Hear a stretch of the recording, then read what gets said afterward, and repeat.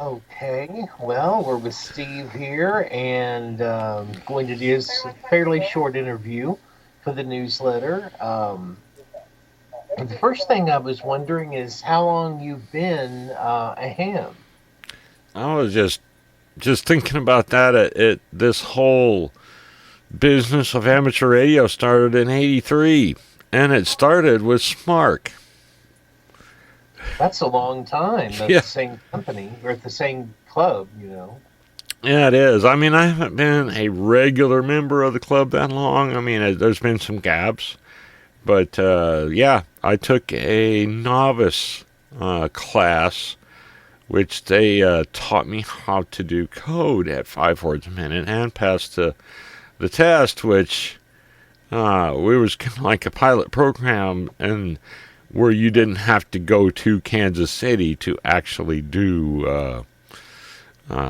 You didn't have to go there to be a.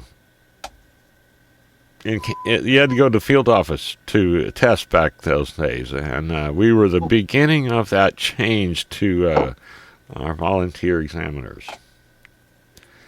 Oh, that's a probably an interesting time to have when you had to go to Kansas City and everything for it. Yeah, yeah. I'm glad I didn't have to, honestly. I don't know if I'd have Uh, done well in a test when you go up there. And I've heard stories, man. I mean, I have. yeah. Well, that's not a bad. That's quite a bit of time that you got logged in as a ham. Um, why did you want to get your license? Oh man. So when I was a kid, electrical, mechanical stuff just that thrilled me to pieces. I mean, I just loved it, and I read uh, kid stories back in the time that were probably a little bit older than me about kids that did amateur radio, that built radios, did amateur stuff. And I'm like, I want to do that. That's cool. I want to do that. And so that led me into that chase. Now, where I started out life was a rural farm community in Iowa, and yeah, you didn't. There wasn't a whole lot of that kind of good stuff to be done. You just there wasn't any hams around that I knew for sure. Well, that's a young age to get the kind of a bite of ham radio in your system. Yeah. um, what's your favorite thing after all this time of doing it about the hobby? I'm a digital guy. Um, I like to do RIDI and FT8. Um, as far as like HF, I mean, honestly, I like to do the nets. They're fun. I didn't think so up front. I was scared to death. A lot of people are. Yeah. uh, so yeah, I was a bit terrified, and there was a time when I kind of was thrown into it because I saw it being the Friday Night Net dying. I'm like, no, we can't have that. So I guess I better like do it. Yeah, And lack of having else to, and yeah, those are the things. If we can get people over that initial fright, they seem to love it. oh, I've been doing it for almost 15 years, and I'm still got little butterflies when I do it. Yeah, It's like any acting profession. If you're going to do it the right way, you want to do it the right way. I mean, so it absolutely. never goes away really, but it's a lot better than it used to be. Honestly, I don't. I don't get too bent out of shape about it. Well, what's the first thing you did after you got your license? What was the first big thing that you did? My first contact was on a and I still have this receiver. It's an HQ140 Hammerland, and a borrowed approximately 12-watt crystal controlled transmitter that Ed Harder, WA0J, loaned it to me to get started. And honestly, I think it was in Kansas. I didn't have much of an antenna up, but it was enough to complete the first CW contact. Now, I will tell you, I did make a mistake there in that I should have just kept going. I should have kept, because, once you do them, once you make the first contact, it's that, okay, so the first one's out of the way. I didn't really screw up too bad, so keep doing it.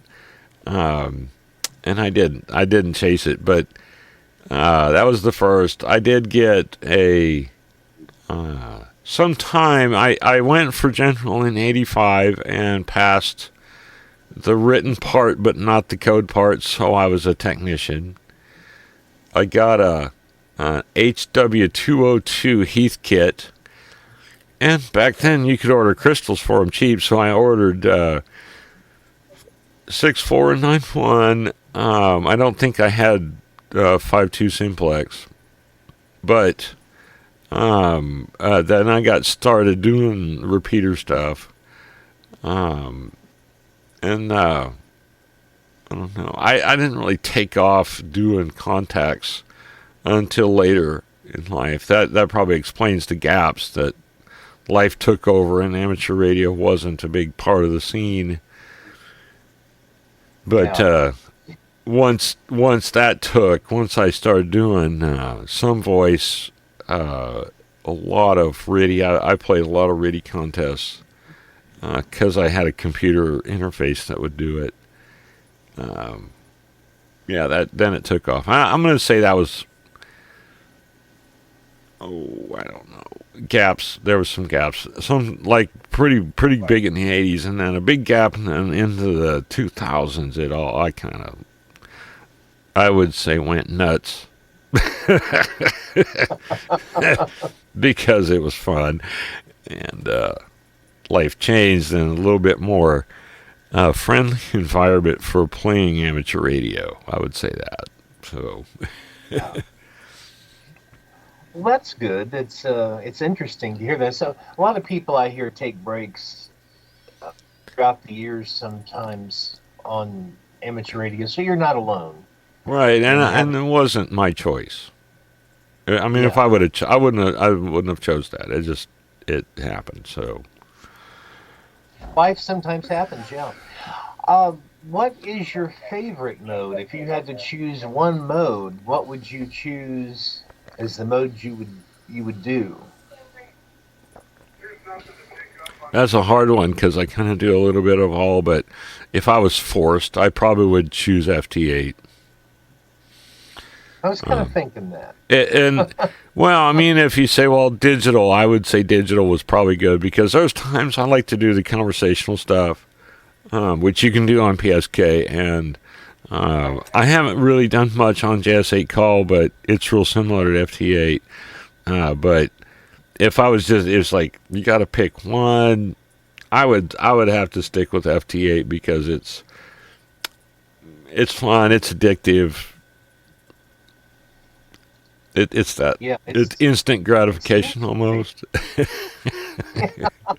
you get them, you get your everything happens so quick. You get that satisfaction. That's Yeah, really an interesting yeah, thing. Yeah, a lot of people have been bitten by the FT8 bug. oh yeah, and it'll change because back in the day, PSK was the big one, and a lot of those multi-toned MFS K16 and stuff like that, and um, so it'll change. There'll be some new thing come out, and FT8 will get left behind like PSK sort of was. It's okay. I can accept that. I'm not going to stay in the old and not change with the hobby because it is a changing hobby. Yeah, something new will come along, and you will migrate to that probably down the road, Yeah, and yeah. so that's change happens. Um, what would you say your best quality is? I help people, and I like You to do that. do. I like to help folks, and I like to see the face on a new person that gets that first, whatever, you know. Or they come back to me and say, "Oh, dude, I can't believe that you got me through that, and man, that is so much fun." And it's like, yeah, there we go. That's the win. Well, that's a good thing. It's a good quality to have, and a lot of people appreciate it. I know you help a lot of people out. Um, and looking forward, how should we introduce newcomers, new hams, or potential hams to the hobby and get them involved? I think we, as a group, and I'm just gonna just as a not just our club, but every club, you have to be out in the public's eye. Um, you have to do things that put yourself where people who have never heard of you before hear about you. Um, and I'm I hate to say it, but I think clubs in general don't really do a great job of that because of who we are. We're Right. not necessarily the social animals. We're more of the stay at the house and play with our geeky stuff, and we're quite happy. But we got to be able to step out and get into the public's eye. Um, Maybe do things that would not stuff maybe you wouldn't expect on an amateur club, like uh, doing good things for poor people, or I'm at a loss for the word for that, but there's a general helping out with food drives and doing bike rides, things Yeah. like that. You know that where people who wouldn't normally see you are like, "Hey, who are you? What do you do?" Um, that's when you can be the ambassador for amateur radio and throw those ideas out there. It's like, hey, we help out and we do it for free because that's what we like to do. And uh, there's a lot of folks that are looking for a volunteer opportunity. So I think we would pick up a bunch of new people that way. I think you're right. That's a good way to go. Is getting us out in the public more and being seen. People may say, "I didn't even know the club existed," Right. and um, Yeah, and so that I've had people say, "You guys still around?" I'm like, well, yeah, we're old, but old and crotchety. well, and another thing people are going to want to know is what your main radio is in your shack that you use. The That's main, always interesting. well, and I got two mains because I do digital and I do the net. One is FT891, which is new to me. I'm not going to say it was my first brand new radio to me, but my first brand new HF radio. I've got a FT450 that I do the net on, and